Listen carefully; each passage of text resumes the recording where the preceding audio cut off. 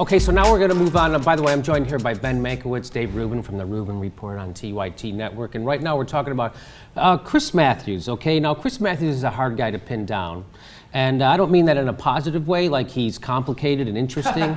I mean that like he's, incompetent, inconsistent, and terrible. That's what I mean.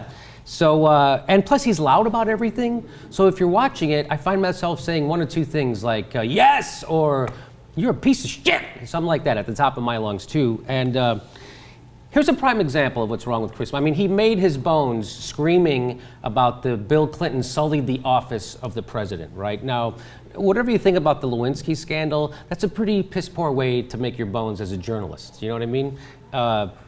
Murrow went to World War II, Dan Rather went to Vietnam, Chris Mathews went to a TV studio and went tisk tisk at the top of his lungs. Right? That's really pretty much what he did. So now Pulitzer.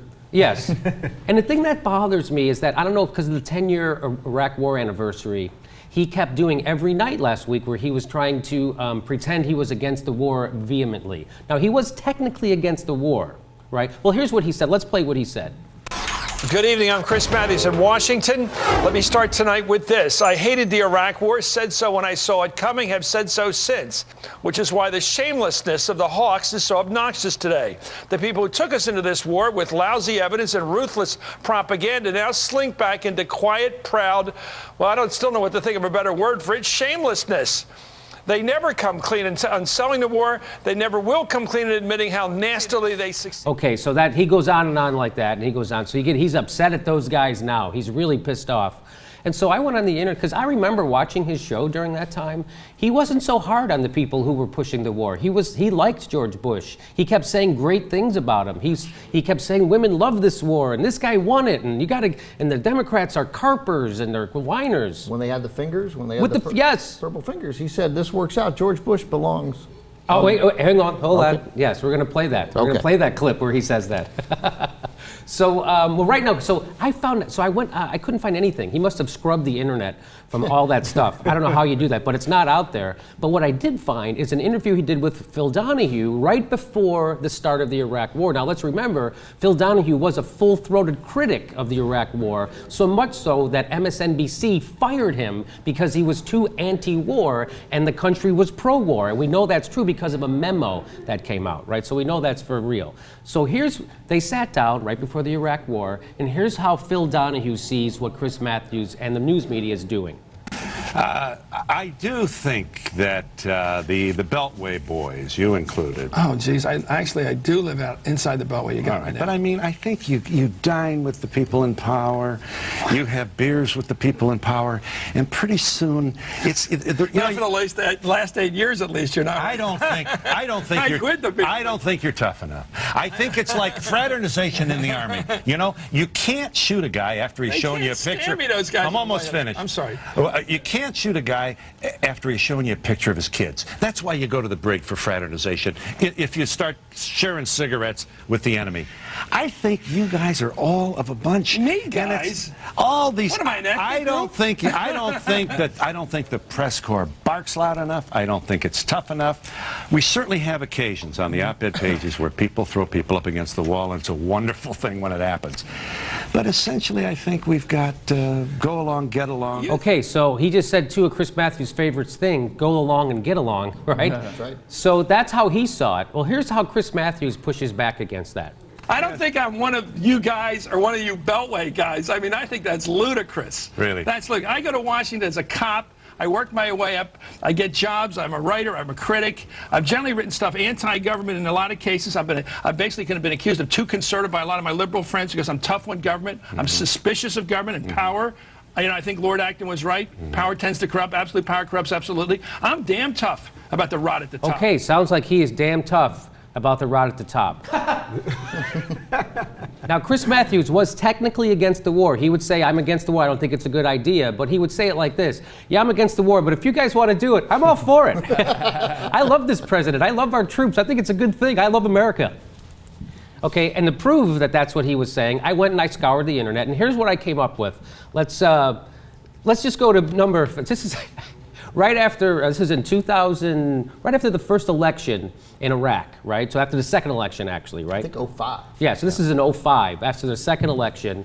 And here's what Chris Mathews had to say. He went to the White House to visit. And by 05, the war was already going great. Yes. So here is how Chris Mathews really is a cop on the beat and holds their feet to the fire. Here, let's listen.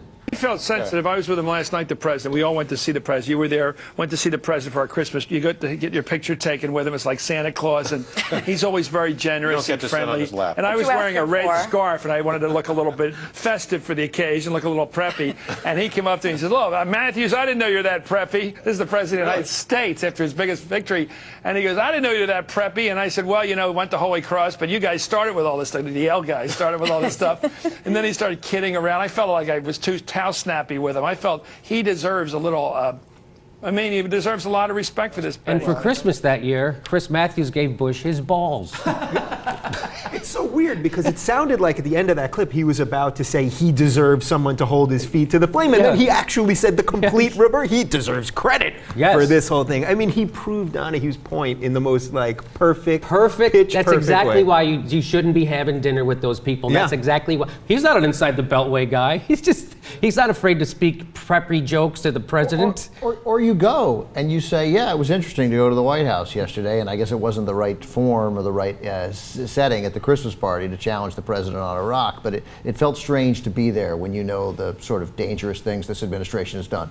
Well, then you can go next year too if you say that. You know, that's great. Yeah. But also, I loved the towel snappy part, and I loved the sort of incredible, what I see as this giant chip on his shoulder that Chris Mathews holds, because he's from New England and he went to Holy Cross. He went to the working class school, Holy Cross, and he's like, you know, George Bush, he went to Yale, and I know the Harvard guys and all the guys at Dartmouth. I got a little towel snappy with him because he also talked about how, you know, he had that thing with Bush, that, you know, Holy Cross versus Yale, and the scarf and the preppy. It's just like his whole life, he sort of wants to be in the club of the guys who went to Yale and Harvard. Well, I love how he says that, Bush deserves a lot of respect, he deserves a lot of respect for starting this war. And even if he's wrong, that's okay because I was against it the whole time.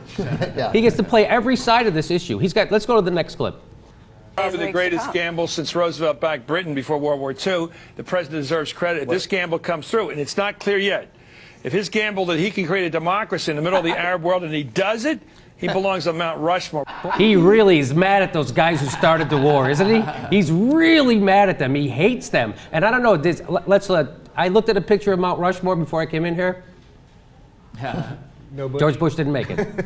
George Bush did not make it. That's the guy who says he's not an inside the Beltway guy. That's the guy who says he's pushed against the war. Okay, anything? I mean, Chris Mathews truly is the worst kind of person in cable news. He plays every side, as you're saying. Yes. Pretends he's playing no side. Yes. And the guy, he goes to every party, as Donahue's saying. Yes. You don't. In our lives, if you were going to a party with Guy every week, you don't bash him during the day. You don't, because you want to keep going to the parties. It's about the parties. It really is. It really is about hanging the out parties. And having drinks and good meat. I don't make fun of Conan because I want to do his show. Love Conan. Love Conan. Do you want to give a pimp out to anybody? I'd love to be on Conan. Conan, great guy. We all. Yeah, Turner. You know, I could be on. Come on. What are we talking about here?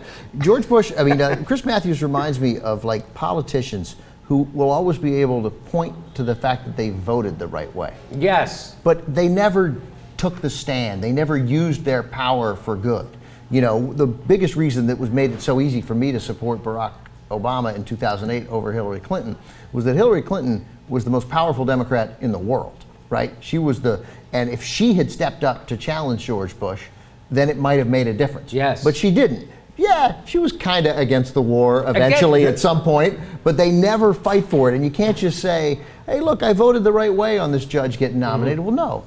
Filibuster the judge. Fight. And Chris Mathews doesn't fight. And to go back to the first clip we ran, David Gregory sounds so much like Chris Mathews in the manner in which he interviewed that cardinal. Because Your Eminence. Your Eminence, because what he wants to do is, I'll be tough, he thinks to himself, right? And I'm sure eventually in that interview he asked some tough questions.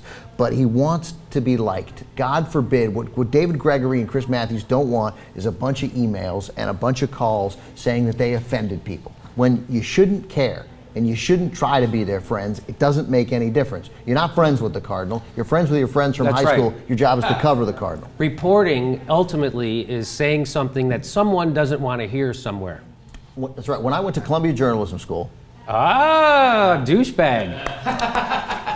When you lead with whatever. It's only the country's preeminent journalism school. It's not a big deal. I went to Columbia College in Chicago, so I could keep my street cred. When I got my first job after going to Columbia, they thought I'd gone to the Columbia School of Broadcasting.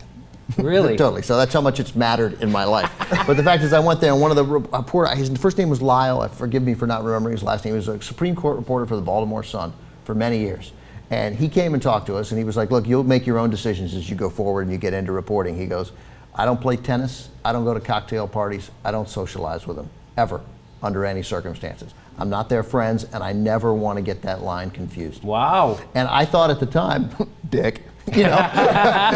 And now, obviously, you think, no, he was right, but he was so exceptional, he's clearly, there clearly aren't many like him left. Well, here's one more example of Chris Hardball totally sucking up, getting it wrong, and being on the wrong side of the war, right? So he says he was against the war before it started, but after it started, he couldn't be bigger cheerleader, and John Murtha finally stood up. He was the first guy to stand up against the war because he was a veteran, a decorated veteran, so he's got the street cred to do that, and he stood up and said the Iraq war is a failure and we should get those soldiers out of there, right? And here is what Chris Mathews had to say to that. This is going to be a very strong political move by the president. He's talking about spending an extra $3 billion for extra economic aid to the new government of Iraq for rebuilding.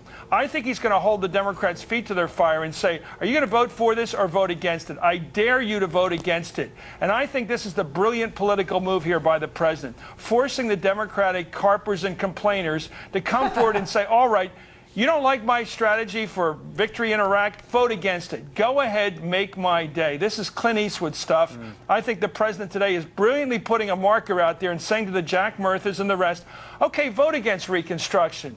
Vote against my plan to turn this war over to the Iraqis. That's my long-term plan. You vote against it, and I'm going to nail you. But behind all this, and this is very important to understand, this president has been absolutely consistent in his philosophy. Oh, wow. So again, that was Chris Mathews on assignment, finding out just what it was like to have his head up Bush's ass.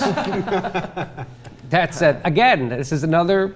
This guy, I was against the war. He's so angry at the people who were against the war, except he wasn't angry at them when it would have mattered. And he is with the carpers. The worst part of that is the carpers and complainers. Carpers and complainers? Right. But he just said someone who was a war critic. But you were saying that you were one of those carpers. I thought you were against the war. Or all you wanted to do was, this is what counts as being, this is where you have to be. I'm against the war. Oh, you want to fight it? Okay, great, I'm on board. But God forbid, if you keep that fight, an unpopular fight, a courageous fight, an American fight, then all of a sudden you're a carper and complainer and you should be dismissed and you're basically a communist. Can we just give Chris a little credit for spitting that much and still being on television for this many years? You know what I mean? There's something to be said about that.